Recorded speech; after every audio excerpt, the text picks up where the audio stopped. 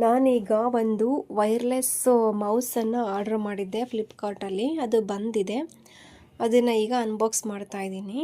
ನೋಡಿ, ಇದು ಫ್ಲಿಪ್ಕಾರ್ಟಿಂದ ಬಂದಿರೋ ವೈರ್ಲೆಸ್ ಮೌಸು. ಓಪನ್ ಮಾಡಿದ್ದೀನಿ.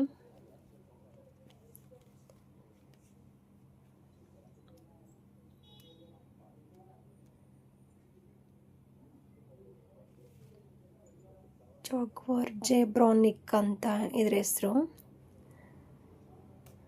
ಕೈಯಲ್ಲಿ ಹಿಡ್ಕೊಳ್ಳೋದಕ್ಕೆ ಈಸಿಯಾಗಿದೆ. ತುಂಬ ಸ್ಮಾಲ್ ಸೈಜು, ಚೆನ್ನಾಗಿದೆ. ಪುಟಾಣಿ ಮೌಸ್.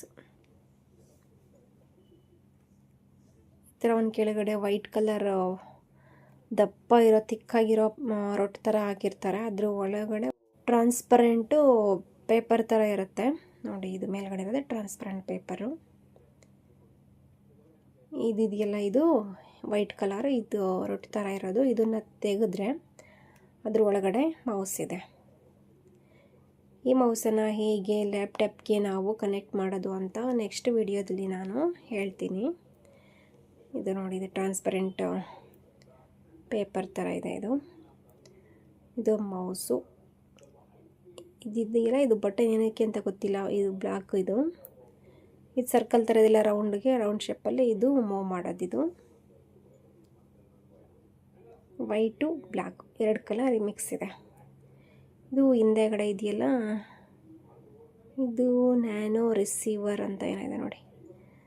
ಆ್ಯರೋ ಮಾರ್ಕ್ ಹಾಕಿದ್ದಾರೆ. ಇಲ್ಲಿ ರಿಸೀವರ್ ಕೊಟ್ಟಿದ್ದಾರೆ. ಇದೆಯಲ್ಲ ಆ್ಯರೋ ಮಾರ್ಕ್ ಸಿಂಬಲ್ಲು, ಅದನ್ನು ಒಳಗಡೆ ಪ್ರೆಸ್ ಮಾಡಿದರೆ ಇದು ಓಪನ್ ಆಗುತ್ತೆ. ಇಲ್ಲಿಗೆ ಒಂದು ಶೆಲ್ ಹಾಕಬೇಕು. ಒಂದು ಸೆಲ್ ಹಾಕಿದ್ರೆ ಇದು ವರ್ಕ್ ಆಗುತ್ತೆ ಮೌಸು. ನೋಡಿ, ಇದು ರಿಸೀವರ್, ನ್ಯಾನೋ ರಿಸೀವರ್. ಇದನ್ನು ನಾವು ಲ್ಯಾಪ್ಟಾಪ್ಗೆ ಕನೆಕ್ಟ್ ಮಾಡಿದ್ರೆ ಮಾತ್ರ ಮೌಸ್ ವರ್ಕ್ ಆಗುತ್ತೆ. ಇದೇನಾದರೂ ಹಾಕಿಲ್ಲ ಅಂದರೆ ಮೌಸ್ ವರ್ಕ್ ಆಗೋದಿಲ್ಲ. ನೋಡಿ, ಎಷ್ಟು ಸ್ಮಾಲ್ ಸೈಜ್ ಇದೆ. ಪೆನ್ಡ್ರೈವ್ ಥರ ಸ್ಮಾಲ್ ಪೆನ್ಡ್ರೈವ್ ಥರ ಇದೆ. ಚೆನ್ನಾಗಿದೆ. ಇದನ್ನು ಕನೆಕ್ಟ್ ಮಾಡಬೇಕು. ಇದನ್ನು ಲ್ಯಾಪ್ಟಾಪ್ಗೆ ಕನೆಕ್ಟ್ ಮಾಡಬೇಕು.